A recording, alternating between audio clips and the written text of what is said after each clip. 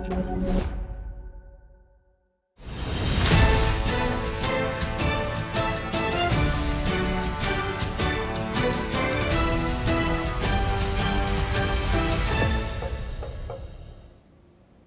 and welcome viewers, I'm Pia and you're watching Primetime Asia on NewsX World, and here are the headlines.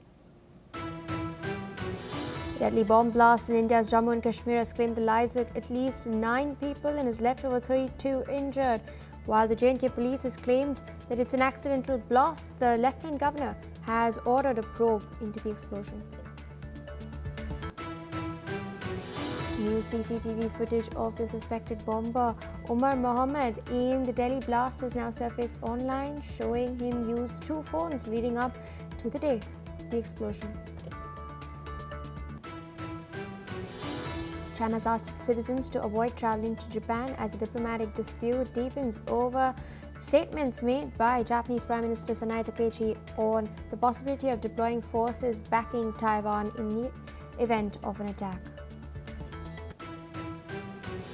Chinese government spokesperson has urged the United States to approach the Taiwan question with utmost prudence. China has stated that US must abide by the One China principle and the 3 China-US joint communiques.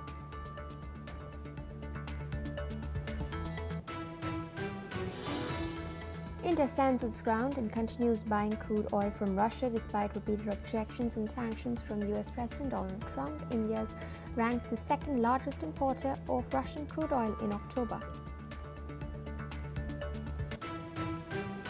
Iran has confirmed that its Revolutionary Guards Corps has seized a tanker in Gulf waters carrying a cargo of petrochemicals bound for Singapore over alleged violations.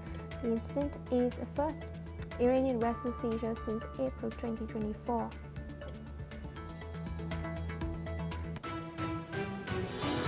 Death toll in the Indonesia landslides rises to 11 with over 12 people still missing. The landslide was caused by heavy rainfall.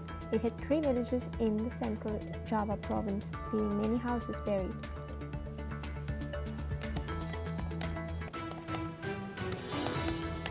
Bangladesh's former Prime Minister Sheikh Hasina has criticised interim chief advisor Mohammad Yunus for his handling of foreign affairs. Hasina has warned that distancing from India could be troublesome for Bangladesh.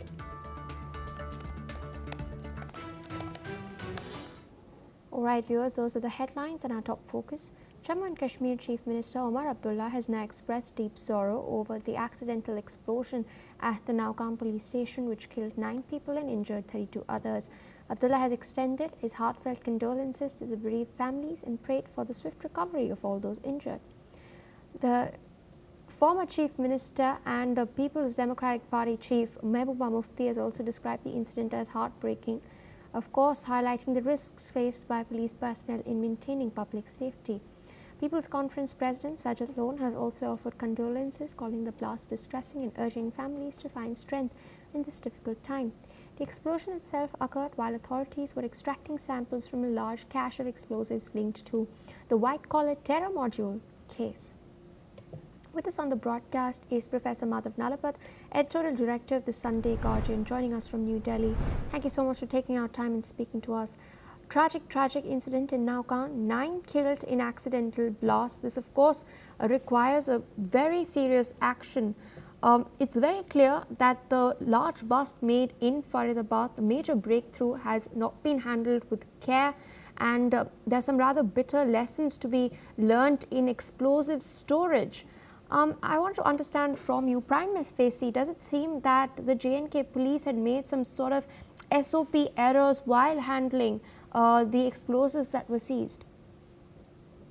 Look, I'd like to point out that, of course, our condolences are there with the victims' families, but may I say that, from what all I know of international protocols, nobody stores high explosive in a location where people are working.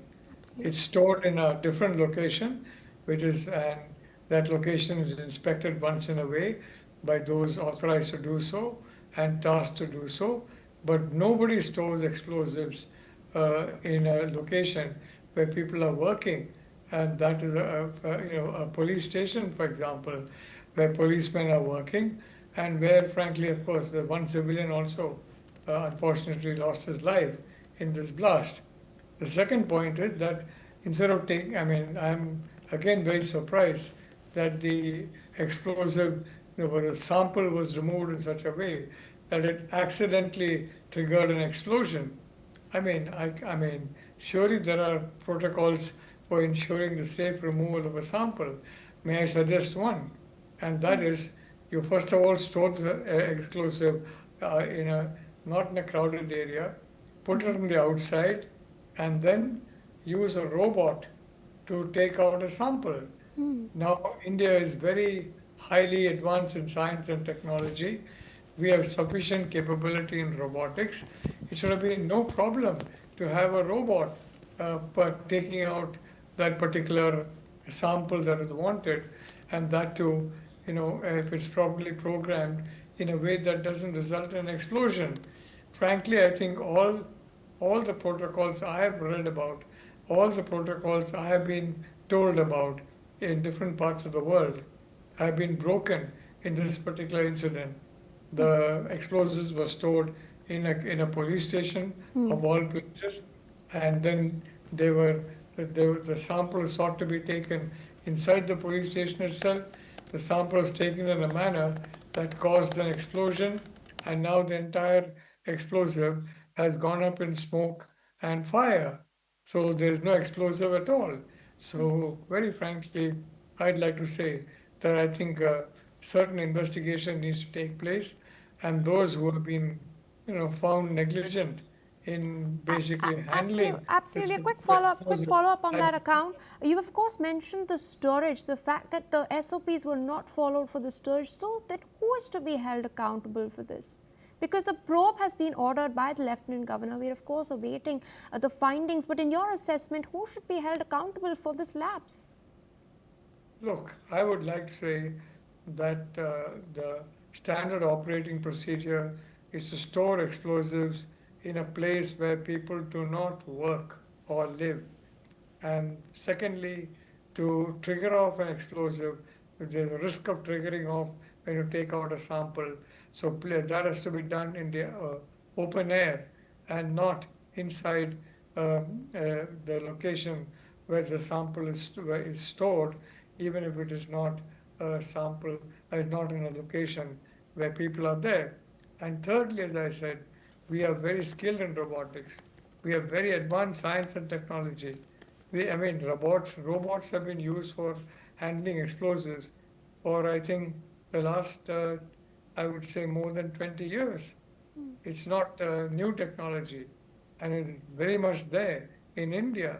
So I would say that this kind of removal of a sample ought to have been done by a robot, robotically, but there's no danger to human life. As it is, frankly, none of the SOPs were followed, none of the methods suggested was followed, and as a consequence, at least 9 people have lost their jobs, including one civilian. In my view, I think the SOPs need to be reviewed very carefully, and they need to be altered, because it's quite plain these SOPs are more than 20 years out of date in a field that is the handling of high explosives, where even 10 days being out of date makes the difference between life and death. Thank you. Absolutely. With that, Professor Nalapat, I'd like to thank you. Of course, this has been a very sensitive investigation so far, linked, of course, to the tragic Delhi blast that had taken place outside the Red Fort that had claimed 12 lives earlier. And speaking of that, we're getting some updates as far as the probe into the module is concerned. We're now learning that an MBBS student has been arrested by the National Investigation Agency of India in West Bengal's Uttar Dinajpur district for his alleged links to terror outfits which were responsible for the car blast that had taken place in Delhi on Monday. The accused has been identified as Janisur Alam, an MBBS student of Al Falah University, which is at the center of the terror blast conspiracy. The accused is a resident of Punjab's Ludhiana with ancestral roots in Konal village near Dalkola in Uttar Dinajpur. Investigation agencies have also arrested a 45-year-old surgeon who had previously worked at the Al Falah University in Punjab's Pathankot for questioning. Meanwhile, We are getting certain updates from the Red Fort metro station. It had been closed for the past 4 days after the blast, but it's now been reopened for passengers today. With us on the broadcast is Ambassador Suresh Kumar Goyal, former Indian diplomat, joining us from New Delhi. Thank you so much for taking out time and speaking to us. In this probe so far, we've learned that 2 more doctors from Al Falah University have been detained. Hunt is in fact on for 15 more missing doctors from this particular university itself. In your assessment, how crucial is it to really probe the financial backing related to this particular university, because there have been some revelations which have come to light that one of the trustees was earlier jailed in a 7.5 crore fraud. And all of this seems like really fishy, because their website, which was functioning earlier, it was also downed in between for a while as well.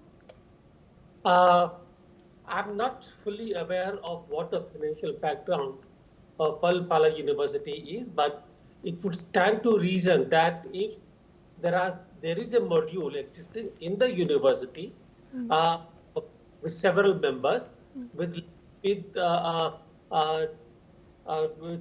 institutions of terrorist organizations, in this, it would stand to reason that that university be fully investigated before undertaking any kind of action against university in any manner.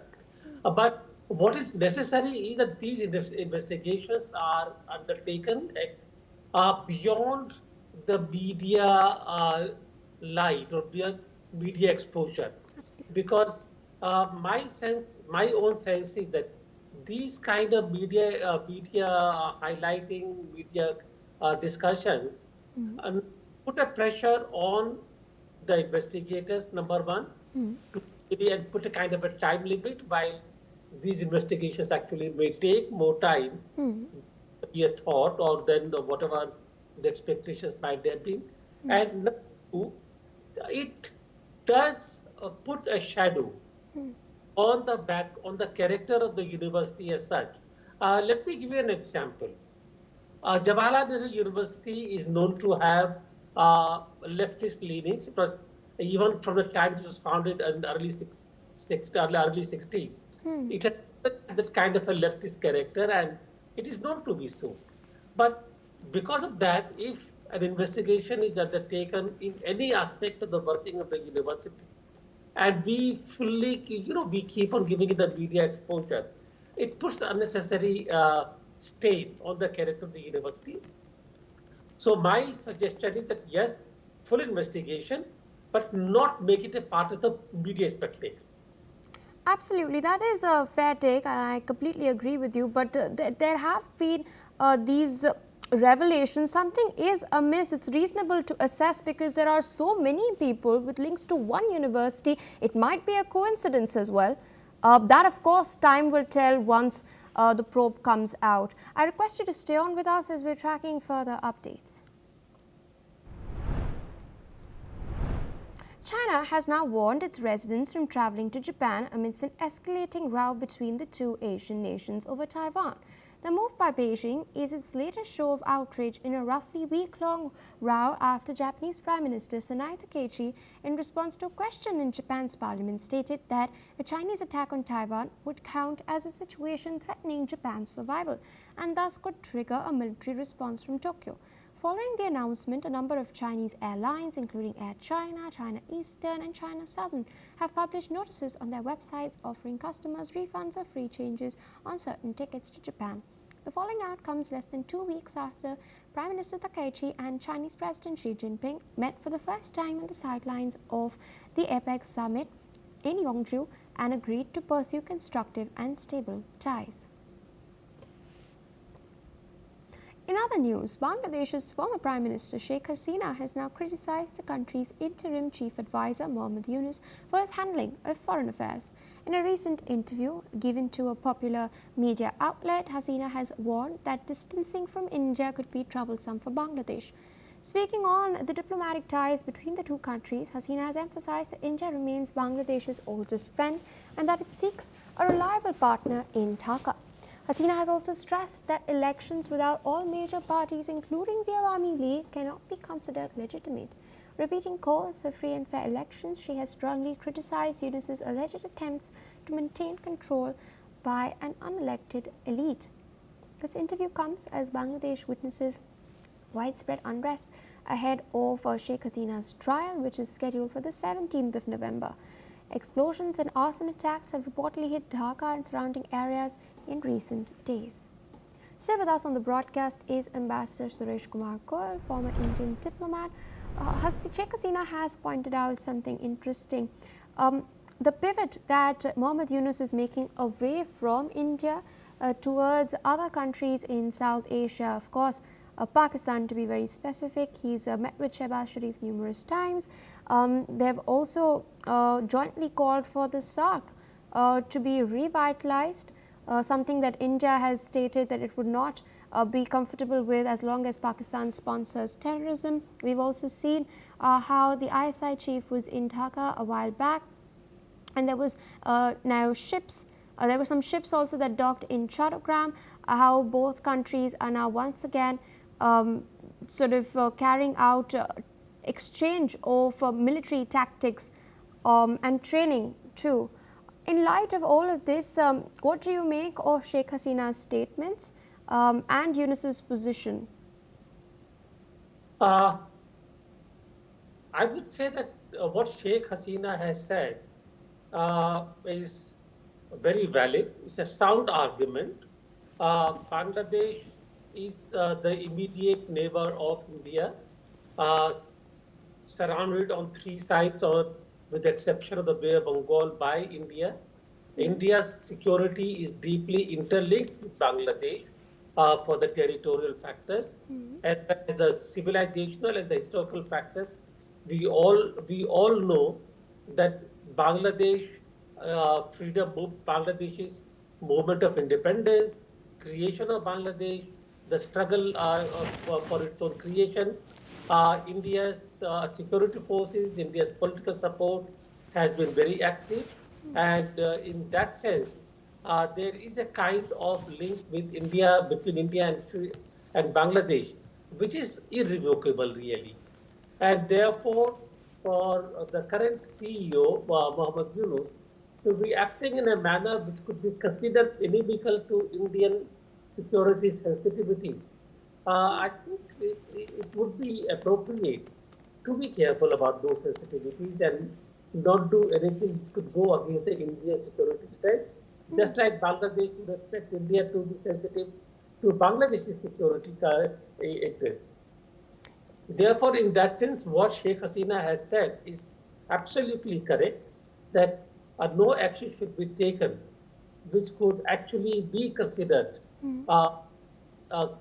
hurtful to India's security interests. Any consequences could actually be could create risks for both India and Bangladesh.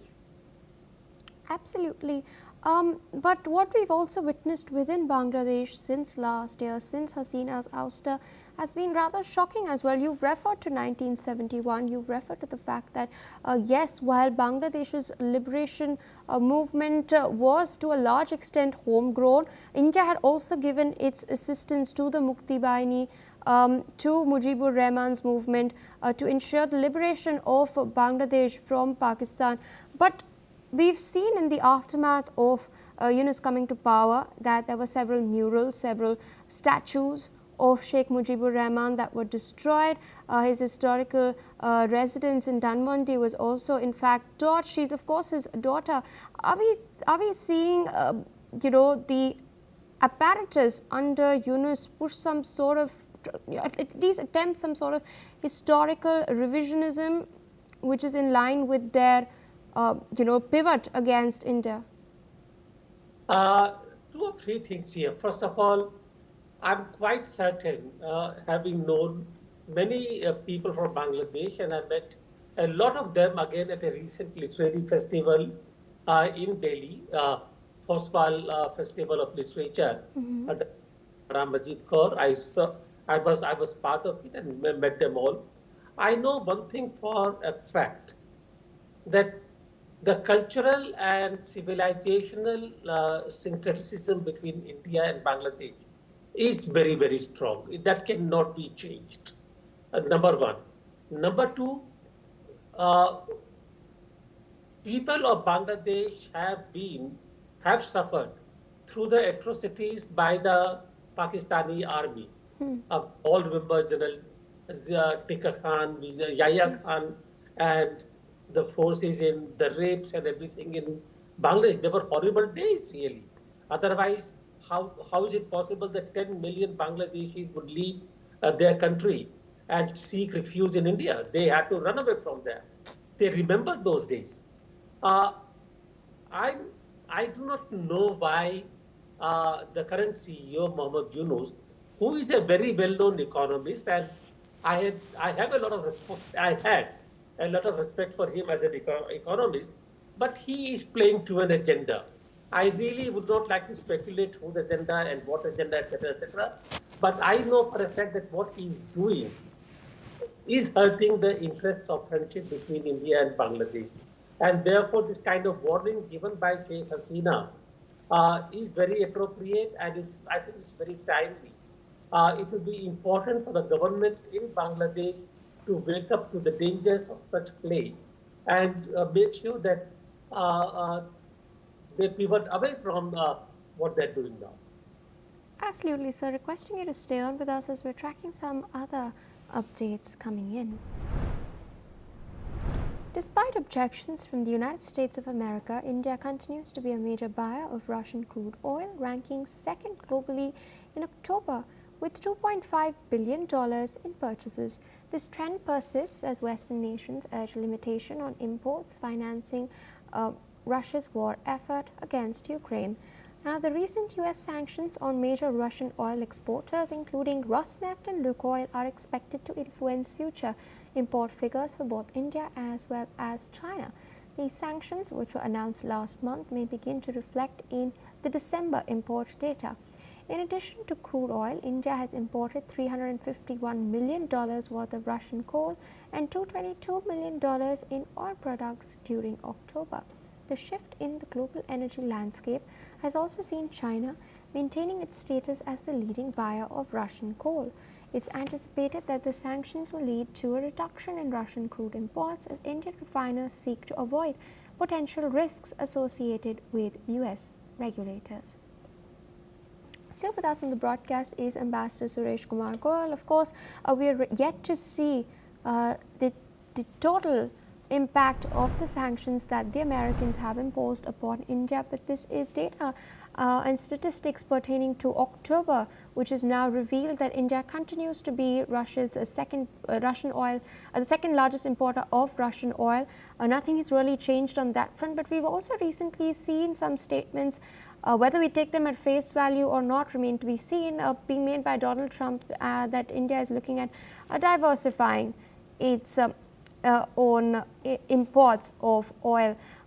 In light of all of this, what do you think should the Indian government's response be? So far, we've seen a rather prudent, measured response, not really adding fuel to the fire, but of course pursuing India's national interests first and keeping the interests of the Indian consumer paramount. Three things here on this issue. Number one, when did the American high tariffs in respect to India kick in? I think that was happening around beginning of October or late September. The point really here is that from the time such pressure was put on India and India began to look at its imports of oils from Russia, it has been barely about a month and a half. Yes. There is always a lag between the decisions are taken, the orders are placed, and the arrival of oil on the Indian coast. And therefore, it would not be quite correct to use October figures as an indication of India diversifying its sources of oil from various countries, number one. Number two, Donald Trump, as you said yourself, himself has given several indications that India seems to be actually reducing the purchase of oil from Russia. There will be a time lag, and let us wait for actually the figures from to come for the month of November, and then we'll know what actually the position is. Uh, as far as I know, there is also a report that a trade deal between India and the USA is possible in the next 2 or 3 weeks. Let us wait for those developments to take place. Lastly, and most importantly, I would say, uh, we have said very often, we are not going to act under pressure as far as trade issues is concerned or any other foreign policy issues are concerned. We will take decisions in accordance with our own needs, our own interests, and diversify our supply sources depending upon where our interests are. So rather than going into this whole issue of October figures indicating India being number 2, I would really wait for further developments on the trade agreement and also on the decisions that India has taken to buy oil from the other countries. I know for a fact that there have been reports of India buying oil from other countries, not just Russia, diversifying the sources. But it will take time for those supplies to show in the data. Absolutely. A quick follow-up on that. You did mention that it's likely that the trade deal is on the anvil. We've of course seen numerous rounds of negotiations take place, but we do know how Donald Trump is as well. His rhetoric is very familiar. He has the tendency of wanting to be seen as the deal maker and take credit for any sort of deal that he does strike. In that context, if he does try to frame it as India buckling under pressure, how should the Indian government factor all of this in and respond? I think we have seen statements coming from Donald Trump on many issues, not just India, Russia trade, oil, etc., or the trade deal. We know the kind of ceasefires Thailand, Cambodia he has negotiated, which again basically buckled within a few days, and we see the conflict coming up between the two again. We know what happened in Ukraine. Therefore, I would suggest that, or I would say that we should not really pay much credence to outbursts by Trump. I'm calling them outbursts very, no, very definitively, because there is no other word but that for how Trump really speaks up. So rhetoric is very mild word for how he does it.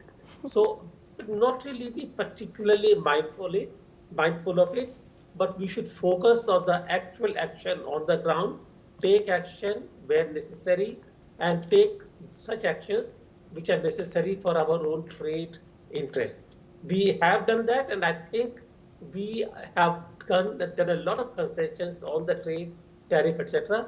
Let us see how it all ends up. Absolutely, Ambassador Goel. I'd like to thank you for taking out time, of course, sharing your analysis, your perspective, and putting all of that into context for our viewers. But due to paucity of time, we must wrap up this bulletin here. We'll be back with more very shortly.